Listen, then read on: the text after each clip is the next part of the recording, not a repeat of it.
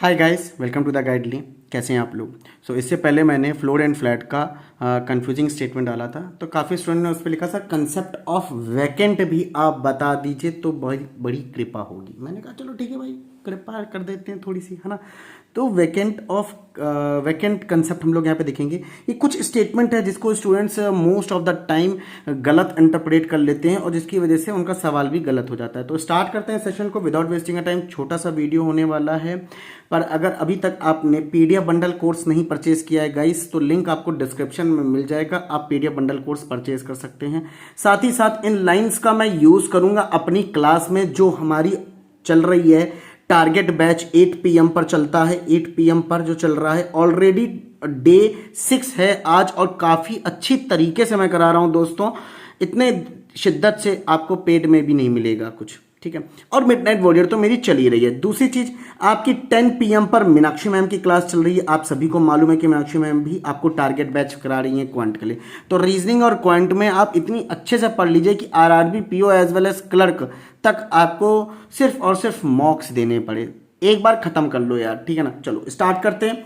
अगर यहाँ पे किसी भी क्वेश्चन में आपको, चाहे वो आपका फ्लोर वाला हो क्वेश्चन, चाहे वो सेटिंग अरेंजमेंट हो, चाहे वो सर्कुलर अरेंजमेंट हो, ट्राइंगुलर हो, रेक्टेंगुलर हो, all where the same concept will be going to be applied. Okay, so concept of vacant कहता है कि अगर ये स्टेटमेंट आपको मिले कि there are two person between A and B, so you need to focus on the some keywords like here what we are saying that the person, talking about the person, ठीक है ना।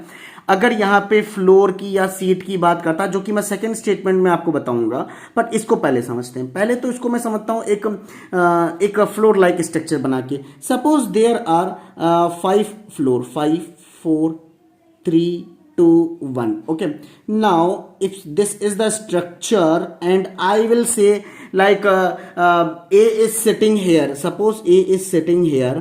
Now there are how many person? There are 2 person. So what are the possibility for this statement? That okay, maybe this person is here, this person is here, B must be here, and now if there is any vacant, that vacant will be upside.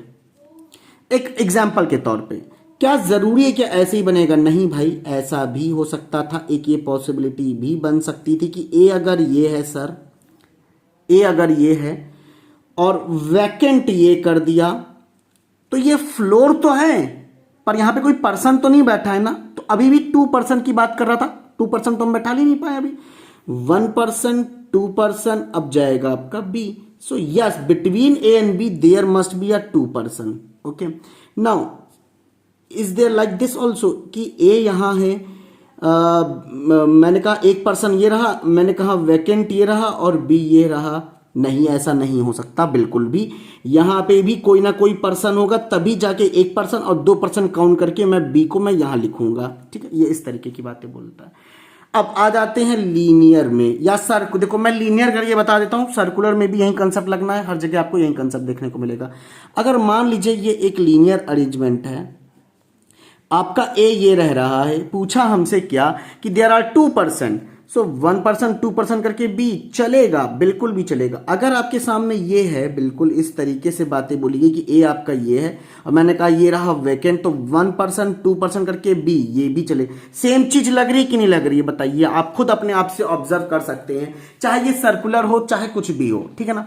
अब आपको ये बातें समझ में आ गई। Second statement कह रहा है there are 2 floor seat between A and B. जब 2 फ्लोर बोल देगा, सीट की बात करें तो लिनियर अरेंजमेंट में आ जाएगी, सर्कुलर अरेंजमेंट की बात कर रहा होगा।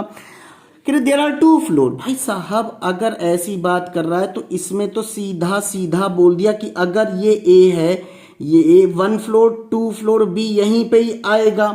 सर अगर मान लीजिए ये वेकेंट हुआ तो हाँ, कोई भी दिक्कत नहीं है। इवन दोनों वेकेंट होगा तब भी हम 2 फ्लोर को काउंट करेंगे। यहां फ्लोर की बात कर रहा है, so you just need to count the these floor also. Okay, now there are 2 seats between A and B. तो ए ये रहा, देखो 1 2 3 4, तो 2 सीट ये है, 1 सीट 2 सीट करके बी यहीं आएगा।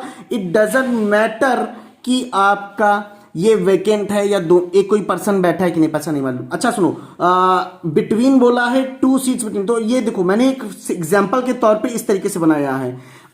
ए के इस तरफ भी बी हो सकता है और ए के इस तरफ भी बी हो सकता है, ध्यान रखना, ये मैंने एक एग्जाम्पल बताया गया है, ठीक है। अब बहुत इंपॉर्टेंट और बहुत से मतलब मैंने काफ़ी फैकल्टीज़ को भी देखा है कि इस लाइन को वो गलत इंटरप्रेट कर लेते हैं और स्टूडेंट फिर डाउट में रहते हैं।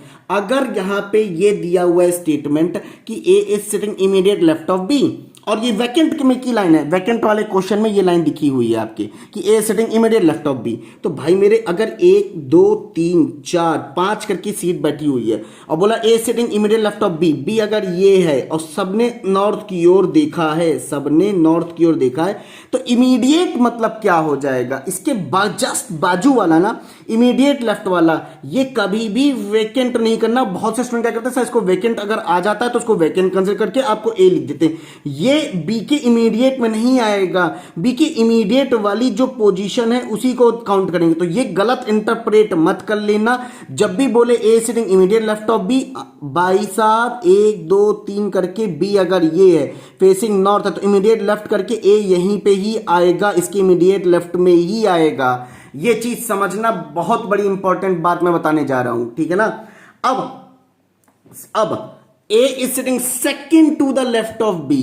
A is sitting second to the left of B. Again guys, यहां पे बहुत से स्टूडेंट्स गलत कर देते हैं, 1 2 3 4 5, B अगर ये है तो सेकेंड लेफ्ट में एक का गैप देखिए, ए यहीं आएगा, यहां पर्सन हो या ना हो, यहां वैकेंट हो या ना हो, ये चीज अलग है, ये चीज अलग है, दोनों में स्टेटमेंट में डिफरेंस आपको समझना पड़ेगा दोस्त, गलती मत कर देना, ठीक है। A is sitting second to the left, तो सेकंड टू द लेफ्ट यही वाला आएगा, ये वेकेंट हो या ना हो इट डजंट मैटर, यहां पर्सन हो ना हो इट डजंट मैटर। मुझे लगता है कि अब शायद आपको ये चीज समझ में आ गई होगी, बिल्कुल भी मिस्टेक मत करिएगा गाइस। यहां पे 2 पर्सन 2 सीट या 2 फ्लोर का अलग होता है, यहां सिटिंग इमीडिएट लेफ्ट अलग होता है, sitting second to the left अलग तरीके से इसको कंसीडर करते हैं। तो मुझे लगता है हर तरीके से अगर आपको अभी भी कोई डाउट है या मैंने कोई पॉइंट छोड़ दिया है तो जरूर दोस्तों कमेंट करके मुझे बताइएगा कि क्या मैंने कौन सा पॉइंट छोड़ा है। बाकी इन सभी लाइंस का मैं यूज करूंगा अपनी वहीं क्लास में 8 PM की क्लास में, जिसमें आज हम लोग मंथ वाला सवाल कर रहे हैं। कल कितना प्यारा मंथ वाला सवाल में कंसेप्ट बताया था, याद होगा आपको, है ना। एक मैंने उसका भी सोचा सेपरेट वीडियो बना दूं, बट मैंने उसका सेपरेट वीडियो नहीं बनाया था, ठीक है ना। अगर आप लोग कमेंट करेंगे तो मंथ एंड डेट वाला के लिए सेपरेट वीडियो बना दूंगा, ट्रिक के लिए, कंफ्यूजिंग ट्रिक के लिए, ठीक है ना। चलिए तो जरूर 8 PM पे जुड़िएगा आज हमारे साथ और 10 PM पे जुड़ेगा मीनाक्षी मैम के साथ। इसी के साथ इस वीडियो को समाप्त करते हैं, टाटा बाय बाय गाइस, और लिंक आपको डिस्क्रिप्शन में मिल जाएगा अगर आपने PDF बंडल कोर्स नहीं खरीदा है तो। Okay, tata bye bye guys.